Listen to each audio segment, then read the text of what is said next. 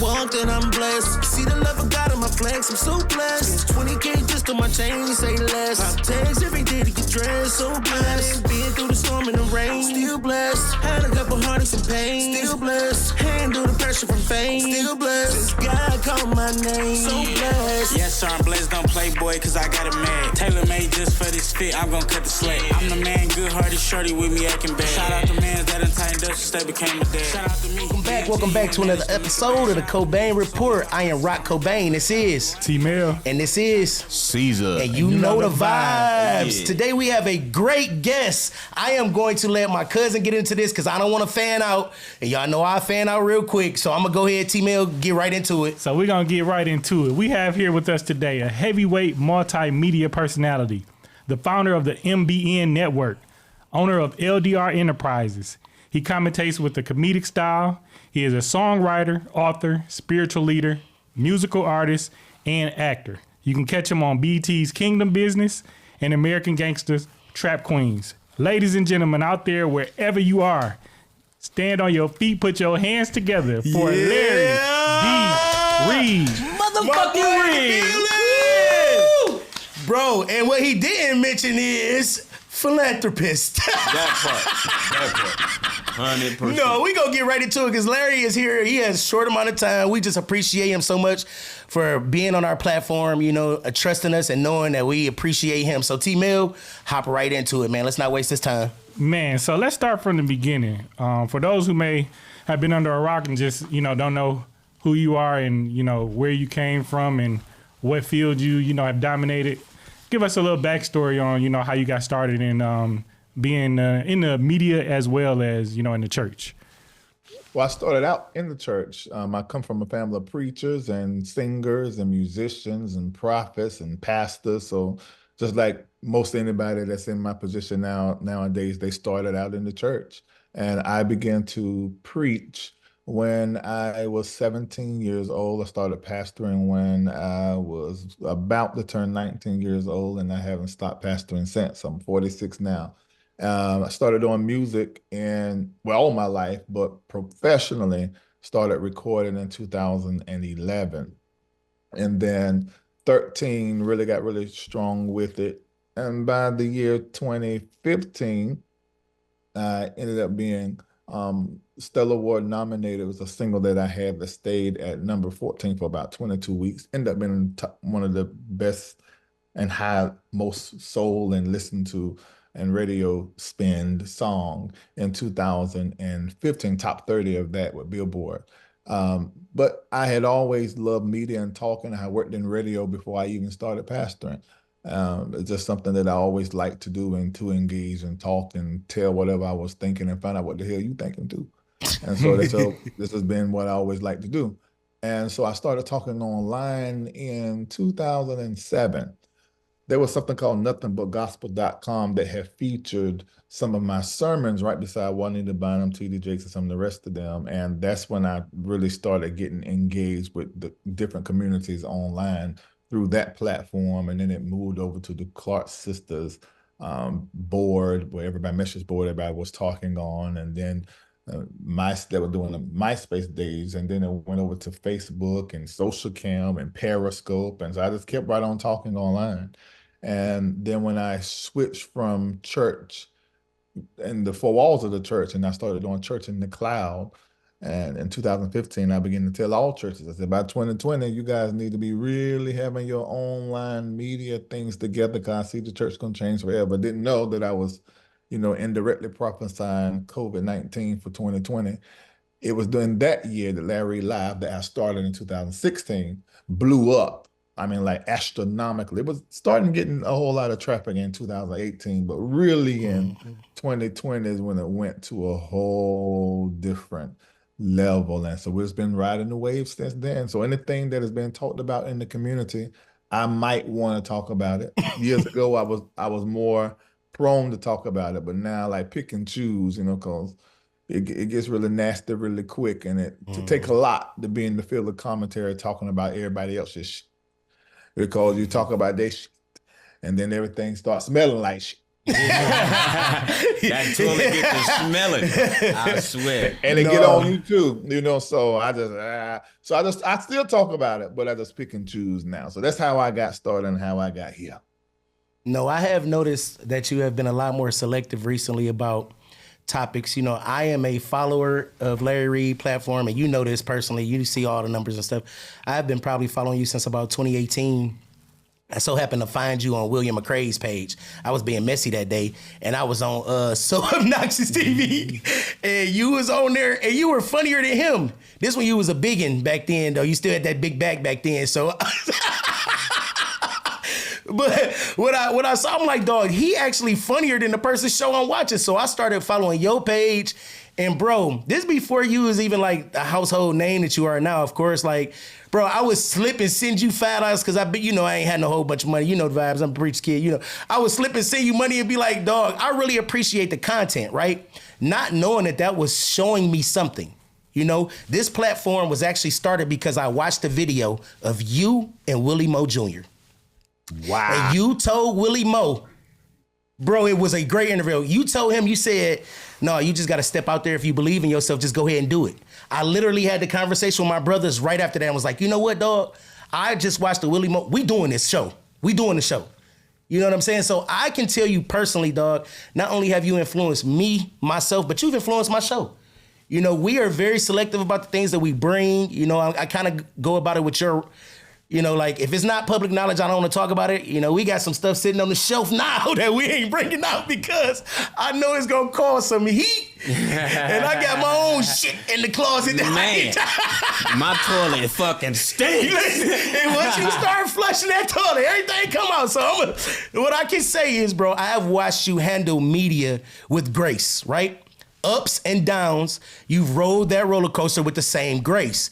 You've never got back on. You've never, you know, I can't even say that you've returned the dark energy that you've received because you just kept moving through the light or doing your thing. You know what I'm saying? Mm-hmm. Yeah, so, you know, I've learned that because then before I got to where everybody else know me, I never fit in because the way that I was raised and the way that I church and experienced the church was totally different. And I ain't never been to where I was quiet and not want to say what was on my mind. So they got me in a lot of trouble from a young age. So what would kill most people, I bounce back. I don't know if I bounce back. I think it bounced off me because I look at it, I see it, but I keep on doing whatever it is that I do. Mm-hmm. What concerns me more than anything is the integrity surrounding what it is that I do, whether it is spiritual work or it's entertainment. I just like to do it in an integral way. And I want people to be ministered to by it. So that's whether that's the spiritual work or the entertainment, because laughter is a medicine and laughter is one of the measures to your wellness. You know, so just like prayer and meditation and diet and exercise, laughter is one of those medicines that are a key to your overall wellness. You know, so I take it both real serious. Whether I'm up there talking about what's prophetically being said or talking about what's happening in the community and trying to extract the conversation out of it that we really need to have, or whether it's just, you know, what they say up there, just cutting up, you know, and just making somebody laugh. All of that is good for us, you know, so I like doing all of it. I enjoy it all. No, for sure. T-Mail, go ahead. I know you got something you want to ask him. Yeah, so I'm interested in knowing, you know, we were taught growing up that, you know, focus on one thing and just do that one thing. But you wear many hats. You know, you're an actor, you are a media personality, you know, and, you know, like you said, you are in the church as well. Tell me how you juggle all of those things. You know, if I be 100% honest, when it first started, I got ridiculed about it. And I heard, I'm like, psh, forget y'all, you know, I'm still gonna go online and talk crazy. And that was in 2009 or 10. Then Tyler Perry put out this thing where he was looking for the next funniest person when you just send in some videos. So somebody took my video, sent in, and I said, I don't like that video. Let me do another one. So I did one and sent that one in and made it all the way to the end, and they chose somebody else. And that was in 2012. At that moment, I said, you know what? Forget what they focus in, because I ain't even trying to be funny. I'm just talking. So let me just get online and just talk. And I done it alongside of my preaching videos. Of course, you know, church people, the way we raised, man, they make you feel like the pastor or the preacher, once you in that box, they keep you in that box for the rest of your life. And I hate boxes, so I said, you know what I'm gonna do? I'm gonna flip this. And if I put out a preaching video, I'm gonna pepper in there some funny stuff of me talking about when I left Walmart, what I saw, whatever. And I really started that when I was living in North Carolina in 2012, started putting out the funny stuff alongside of my serious stuff. And what I realized, I mean, just like anybody who's multifaceted or multi-gifted, you use every last one of them things. Use it over and over and over and over. One of them is probably going to outrun the other one. I mean, because the reality is I was in gospel music doing what I was doing. Yeah, I got the numbers in the Stellar Award nomination, but nobody didn't know who the hell I was, well, some did. But then, and even pastoring and preaching, I mean, I've had churches overseas and running the road, won't nobody preach. I knew at that age, running the road and casting out demons and stuff as much as I was, but then nobody know who I was. There was other people that was on the big stage. But the moment I hit live and started talking about what was happening in our community, and my views was different and controversial, and I talked about these sacred cows like T.D. Jakes or Juanita Bynum or Donna McClurkin, and I said what the hell I thought. That was like, it was like, who is this and what is going on? I love it. And that was the thing that outran. So when I saw that, I said, okay, now that's going to be my funnel, laughter and funny. And so I still do everything I've been doing, but I use the Larry Live platform as a funnel, and I keep dropping about my courses and my exclusive community and my music and my books and my ability to prophesy, and birth leaders and contractors and business owners and take them to the next level of their money. And so I just use Larry Live now as a funnel. Now I don't even have to do the show one more day. Though it's all doing. Now I do it 100% because I want to make somebody laugh, and I can also continue to use it as a funnel. But I don't need to do it another day financially because I've used it to build so many other different communities that have so many other offers and things of that nature. Yes, Nice. you have. Yes, You got have. for him, Cezah. Man, I'm just over here. I'm fascinated, man. Just reading your story and now listening to you.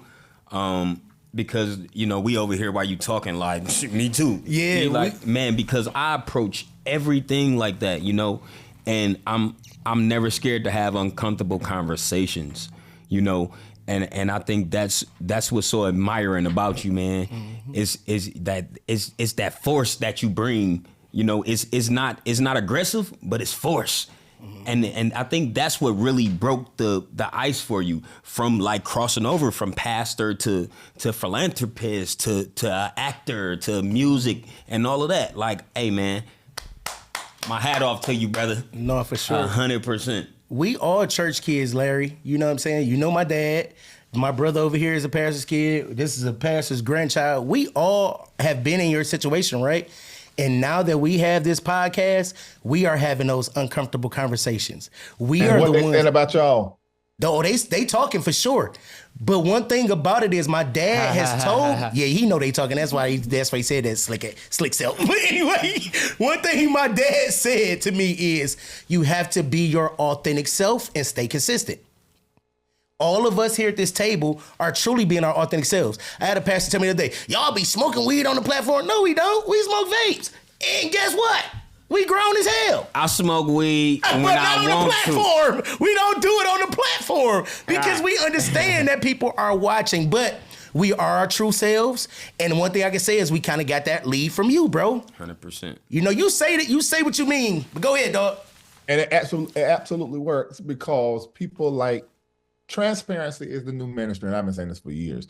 I don't care what line of work you in, whether it's in the church or outside. If you be transparent and real about what you got going on, people are going to see themselves in you and connect with it. So that's what I lead with. Now, I have learned that people can weaponize your transparency and twist it and create narratives around it. But in my opinion, I'd much rather you lie about me than tell the truth on me that I should have told. So that's the reason why I'm going to remain and be transparent. And I don't care who does not agree with the type work that I do. I know what I'm supposed to be doing and who I'm talking to. At the same time, I'm really talking to the people that used to be in the church and who have left the church or maybe been harmed by the church, but they still love God and they're trying to reconcile their faith with the form that they got it in or built it in. And I'm also talking to those who are very fundamental, conservative, who listen to me because everybody has that need for three things: food, funny, and music. And I feel fulfilled the funny.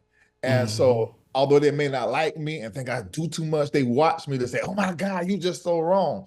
But the funny still bring you in, So I wear that balancing. I do that balancing act, and I ride that fence, and I think I do it pretty well. But I still make some folk mad as hell. You do. So I don't focus on those folk, and they're going to always be more people with you and for you than there are against you. Just the people against you are louder and they work harder. So and it makes them look like massive. It makes it like a whole lot of them. But them folk, they ain't talking about nothing. They ain't talking about. And they only be having like 10 views. I watched it. Say no. Man. hey, I'm not gonna do what they want me to do because I really rock with you, bro. So I'm gonna let you get off what you want to get off. I'm not going that route because I feel like this show for me is to give you your flowers about the light that you bring. We all get stuff, bro. I'm pretty sure people didn't hit you up. I mean, I initially first contacted you because I was like, you know what? This man talking about my daddy. I'm about to, and we end up being friends. And I'm like, I don't know why I like this MF, but I do. You know what I'm saying? Like, daddy too. I mean, cause our first meeting, it was over something like that. But then we just developed mutual respect and a like. And I can't even say that I knew him well enough to like him. I just liked his move, and it was his last move with this studio, because I absolutely positively love Black men bettering themselves, doing their own thing, whatever that is. If I can't even give but $10, I'm going to do something to try to help, because that's what somebody should have done to me. No, for sure. Didn't. So that's what I try to do that. So when I saw your father was building his own studio and I knew the backstory, I was like, look, let me find a little piece of money, find it. Listen, and not a little piece. You came through, Ski. I ain't dropping no numbers because you know I'm the young gunner. I talk, but you came through, bro, and we appreciate you, because we would not be sitting here right now if it was for not that donation and the ones that Bishop did. You know what I'm saying? I love my dad, bro. He has blessed us to be in a great situation. You know what I'm saying? And I know that you know the vibe. Go ahead, T-Mail, because this the real journalist over here. I'm going to talk all day, but this one right here, this the real journalist. Go ahead, do your thing. So I seen you talking about something really, really powerful on your page the other day about relationships and being individualized. And you were saying how sometimes the church influences us, to get into relationships before we know ourselves. I want you to give our viewers a little bit of how you feel about that and how you can navigate through I guess restraining from getting into a relationship before you know yourself. Well, it's very difficult to do that because not just the church, but the culture itself tell you that you need to be with somebody. And that is the epitome of happiness. First of all, happiness is a decision. It's a thought that you have within yourself, and you choose happiness. Happiness is something that is very personal, and it's a disposition that you put yourself in. It's not like make-believe or fantasizing. It's just a decision that I'm going to be happy, even with the hell that I have to deal with or the situation that I'm in. I'm going to find my happy space. But in the culture and in the church, they make you feel as though the epitome of happiness is to be in a partnership or in some kind of tie with somebody else. Well, there's a lot of happiness that gets compounded upon when you marry your personal happiness and there's somebody else that is happy within their life, and then you create even the more happy together. But they do not explain that sometimes you can get with somebody who is codependent or be codependent within yourself, and then create this fictitious picture of what happy look like. And then one day the truth blow it all up, and everybody just sent to hell in their emotions, and then you at divorce court and all that kind of stuff. And I watched that for so long because I did start counseling people when I was 17 years old as an assistant pastor. And then I went into pastor and been a senior pastor, and I'm 46 now, and I haven't stopped since. And plus my degree, my master's in therapy and counseling. So I learned by watching human behavior that but maturity level happens at an older age. Now, there are some people that mature much younger, but the reality is the average age that people start maturing now is around 30. And the reality now is that our 30-year-olds are really at our old school 19-year-old maturity. I remember looking at my sisters at 14 and 15 years old, 16 and 17, they could cook for an army of 50. Really? You know, they could work 2 or 3 jobs. You know, they were financially astute. They were in tune. They were emotionally intelligent, IQ, EQ, everything. That's not the world we're living in now. And what ends up happening is that we force people into partnership and into connecting with other people and marriage, and they have not individualized. The parent is supposed to support the child in individualization and a realization of their gifts and of their talents and who they are. But then you have had trauma from that parent or in the family from an uncle or from an aunt or a grandpa or a grandma.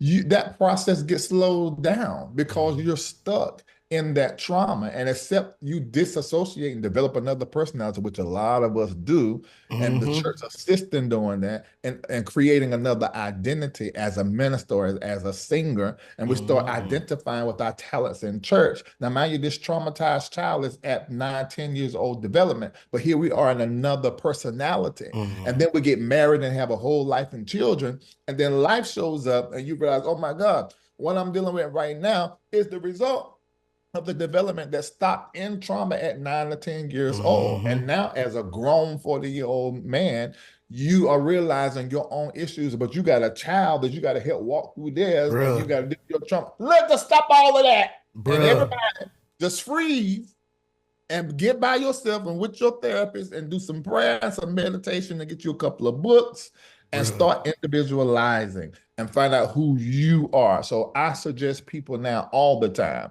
wait till after 30 years old to start getting in something serious and exclusive. Now, I know you're going to want to bust a nut. You got a fruck. You got a fruck. The man is on it. Listen, Bishop is bishoping right now. And I'm not going to tell you not to do it. Be smart when you do it. But I'm telling you, don't get into something exclusive and get into something serious, because it's going to stop you from being able to know who you are separate and away from certain different paradigms and connections and partnerships. And that it can get real cloudy and muddy. Bro, you are spitting so many facts right now, dog. I got married at 19, bro. I had my first kid at 19. You know, we talked about this the other day on When the Right One Comes. I totally believe that people should come 100% whole and make 200%. If I come to you with my 50 and you got 50, I'm going to rely on you for my wholeness. I don't want you for my wholeness. I want to be whole, right? So I have 3 young boys, which you know, Larry. You know what I'm saying? My oldest son, I am always imparting to him saying, bro, don't have children. Live your best life as long as you can, so when it's time for you to do these things, you will be a whole man. I want to raise whole men, spiritually, financially, mentally. Love, like understand your father and mother loves you. You don't need to search for love. I want wholeness. A lot of men in church are broken, bro. We are broken, but we choose to keep moving because it's the facade of the male. Like you just gotta keep going no matter what. When inside we are broken, we are damaged. We cry in the car when nobody's around. Yeah. You know what I'm saying? And it's because we have not made, like you said, when that frontal cortex hardens, you know, you become more mature and you make those right decisions. It's not until it's too late. You like, damn, I'm 3 kids in at 25. Oh, wait. At 25. That's deep. I can't even get. God dang. That's them days you be like, damn, I can't even go. And it be your break. Right. No, but for real though, like, and it's crazy you say that, and what he was saying is like, because when you are that young, and I'd hear a lot of young people, they be like, oh man, I'm in love. No, nigga, I'll be like, you in lust. You not even in lust. You just wet behind your ears. Your little dangling done got a little tangly, and now you just, no, for real. And then they go and do all this crazy shit, and now 25. Oh, my bad, Larry. But at 25, then your break come, and then you like, damn, I got 4 kids. I can't get no can't even do- babysitter. Exactly. My baby mama ain't gonna. And then the real stress kicks in. No, that's bro. when the real life kicks in. So how did you manage, right? Getting married so young, being a pastor so young, bro, and still dealing with the people. Because I watched my daddy do it with 3 churches. You did it for 20 years, bro. How did you balance that mental part of it, dog? I think if you ask one person, they say I did good. Another person will say I didn't do. I did bad. In my opinion, I done the best I could with what I had. I believe I lost my marriage because of several different reasons. None of them being infidelity or adultery or me hating her or she hating me or none of that. It was just that we had trauma bonded and we didn't know it. And because we didn't have time to deal with whatever trauma and the toxicity and underdevelopment and lack of individualization. We didn't do all that. We connected and we became certain things for each other, and then it didn't fit, and we stayed together in spite of it not fitting and not being a right fit. And then when we busted up, we went back to being great friends again. So Did you stay because of church, bro? Did you stay because church told you to stay? Listen, I'm not gonna blame that on the church. However, you gotta be real with me. This the Cobain Report, Reid. I'm being real. I'm not gonna blame it on the church. I'm gonna blame it on how I viewed what the church was saying. And that was personal. Nobody never told me to stay married. Nobody never told me, even when things were bad. My examples in front of me told me to stay married because my mom and dad is still married today, but I think 50 or 60 years. You know, everybody in our community where I come from and where she come from, they still married, they die married. You know, so that was what we saw, but nobody was telling us that, but that's just what we saw. We saw people work through it. So we tried to work through it until one day she said, you know what, I'm retiring this year. I've only been a soldier and your wife and a first lady. I don't know who I am. And That's I've been with you deep. since I was a teenager. That's deep. And I said, you know what? I understand and I support you in that. However, I did think in my mind that she was going to take a couple of months and go find herself and be right back. But that didn't go that way. She ended up finding herself and find somebody else to marry and didn't want to take a kid. You know, so then that threw me into a process. I went into depression, but I came out of that depression very clear about some things. So I'm not going to blame the church for that, but I did see the church do that to other people. But a lot of the church stuff didn't work on me because the way my mind was. I've always been a little bit of I'm an Aquarius, if you understand the signs. So it was never like you're gonna tell me what to do anyway. You know, but I watched them tell other people that and how it really, that's how come that whole hell preaching, you going to hell and stuff, none of that stuff that worked. I never preached and it never worked on me because you just can't scare me into doing what you want me to do.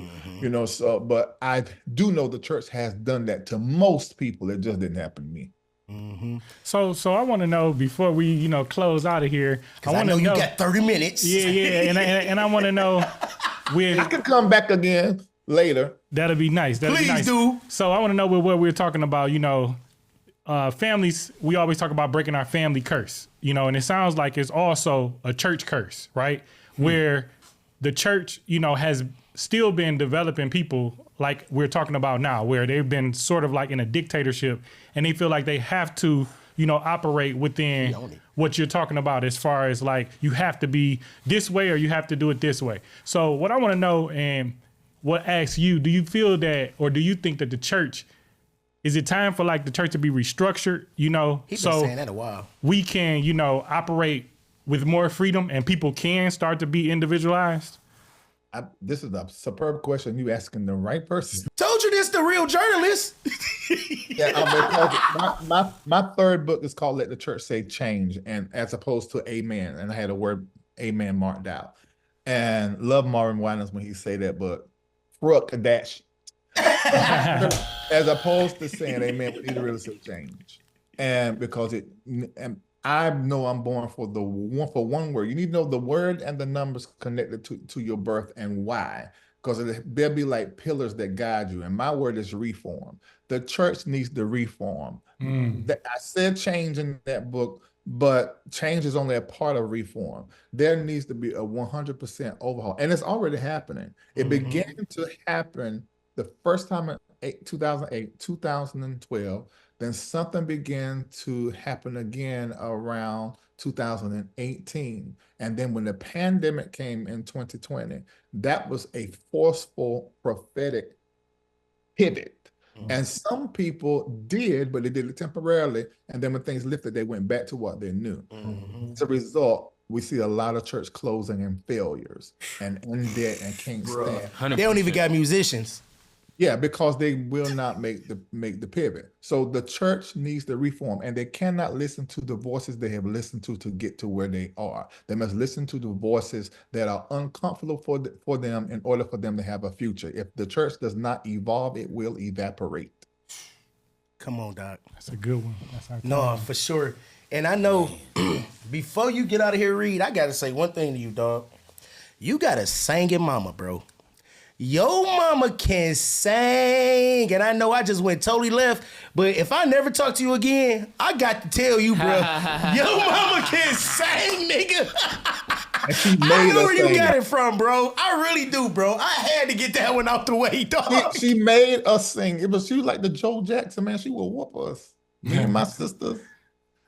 Anywhere she be in the house, she say, "Trouble in my way." If we didn't come in, right, I got to cry. Look, and that was just Don't play trauma. with us. We real church That niggas. was trauma. Don't play with us. Don't do that. she coming with a belt. You heard what I said. This your note and that's your note. She go back to her in the trailer. Trouble in my way. And then I hear for Christian note. See what she gonna take the bottom or the middle. Right. No, for sure, bro. I really appreciate you for stopping by today. I know you're a busy man, bro. You have so many things that you could be doing right now. So I know that you really believe in what's going on here at Groundbreaking to even take your time. You know what I'm saying? I know the vibes, bro. So I really appreciate you for stopping by, Reed. I'm going to let T-Mail get one more thing on out, and we going to let you go because I know this nigga and Cezah. Everybody go ahead. I'm gonna let you go ahead and let everybody know, if they don't know, like I said earlier, if they're under the rock, where to find you and what you have coming up next. Okay, well, right now I have a book that I just released. It's called The Church Critic. For those of you that are listening and watching, like, his viewpoint on some things, it sounds a little different. Well, I address all of the major issues concerning the church and those that have been addressed on the Larry Live platform. And I give you the history, I give you the scripture, I give you the theological standpoint, and I just, even as it relates to the fabulousness and something way first ladies are treated, and women are treated in the church, and the same gender loving in the church, all that's in that book. But if you want to know what I think and what the lens is from which I do the Larry Live show and cover all of the different topics. So you can follow Larry Reid Live. You type it in, it's the same thing everywhere. R-E-I-D, Larry Reid, R-E-I-D Live. And you can find me at LarryLive.com, on Twitter and everywhere else, @Larry Live. It'll come up on IG, it'll come up everywhere. And that's the way that you can find me. So that's the latest thing that I've done. I also done a song with Bishop Carlton Pearson before he passed. And that was, at the time, I knew was supposed to do it, but now looking back, I'm like, wow. He done, the last two things he did was with me and Corey Henry. And so that's what we're left with as relates to the legacy of Bishop Carlton Pearson. So I'm very proud about that work. And it was an honor to work with a living legend at the time. And those are the last two things I've done. Of course, I did do something and release it just online called YATN, Y-A-T-A-N, which literally means, it's the acronym for You Ain't Talking About Nothing. Anybody listening to I knew that's what that meant. I knew that's what the heck that meant, bro. I figured, never mind, because I'm messy, so go ahead.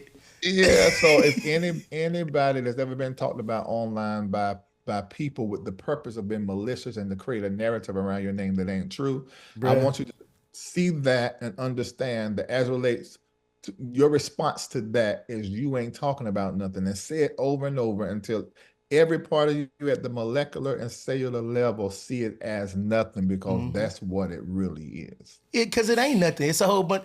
Anyway, bro. Anyway, go ahead, Cezah, because you know Man, his vibration is just amazing, bro. Listen, bro. Hey, even in the TV, bro, I can feel it, bro. Bro, you preaching to us because it's crazy. Bro, we are non-traditional Christians. You know what I'm saying? Like, we love God, but we live our lives, and ain't nobody putting me in hell. I'm not letting nobody put me in hell just because of the fact of how I am and what God created me to be naturally, organically. This is what I tell people all the time. At the center of spirituality is humanity. What religion does is they have taken spirituality and put it inside the religious box. So there is spirituality in religion, but it's a religious spirituality. But once you break the box of religion and you start allowing spirituality to grow, you begin to see that the truly spiritual person is the person who sits in their humanity in a way where they do not harm themselves or harm anybody else. That is the epitome of spirituality. Bro, I always say, I don't care what anybody does in their life. I only care about the content of their character. When you come out of that bedroom, are you feeding the homeless? Are you helping people? Amen. Are you paying rent? Are you taking people to doctor visits? Are you doing the work of God? G-O-D, big G. You hear what I'm saying? Hear me? Not about your suits and how you look and your presentation. And what pastor wants you to do. Nah, bro. Hell It's about the content of who you are as a person and a man. Bro, they could never make me hate you, bro. I'm going to tell you to your face. They could never make me hate you, bro. You hear me? Real Only talk. you. Go ahead, Cezah, because we got to wrap. This nigga on time frame. Oh, yeah, man. I said what I said. You said what you said? I definitely said. Okay. I just wanted to give you flowers No, because you for sure. deserve all of that, brother. This whole episode is to give you flowers, bro. I know it's a lot of negativity going on, but you will never make me hate Larry Reid, bro. I'm putting this out there in front of everybody. My mama love you. We all love you in Detroit, bro. We appreciate you so much for your gift to the community of entertainment, dog. We could talk for hours. There's so many different things we didn't talk about, but thank you for your time, bro. We appreciate you, okay? Are you guys going to be doing your a visual connected to you guys platform? Is there a visual connected to it? Yeah, we're on YouTube every week, 8 o'clock. We come out live, Facebook Live, Detroit Greg, Rocc Cobain, The Cobain Report on Facebook, The Cobain Report everywhere, Twitter, all the stuff. I'm following your pattern, bruh. We just don't have a Patreon yet. I gotta get on your level with that. We figuring it out though. A lot of work. I mean, but I know you guys will do it. It'll be great. And when I'm in Detroit, I hit you up and I come to the studio and sit with y'all and ask me all sorts of kinds of questions. Yeah, please. I mean, you help pay for it, so you just might as well. Anyway, okay, so we're gonna get out here before I get in trouble. Larry Reid, live on the Cobain Report. Thank you, bro. All right, this has been another episode. Y'all check him out everywhere, Larry Reid. Check him out. Follow us, like, subscribe. Y'all know the vibes. Check out his Patreon. Send him cash apps. Send us cash apps too, because we need it too. You know the vibes with us too. So, we love y'all, and it's a wrap, bitch. Fair exchange ain't no robbery.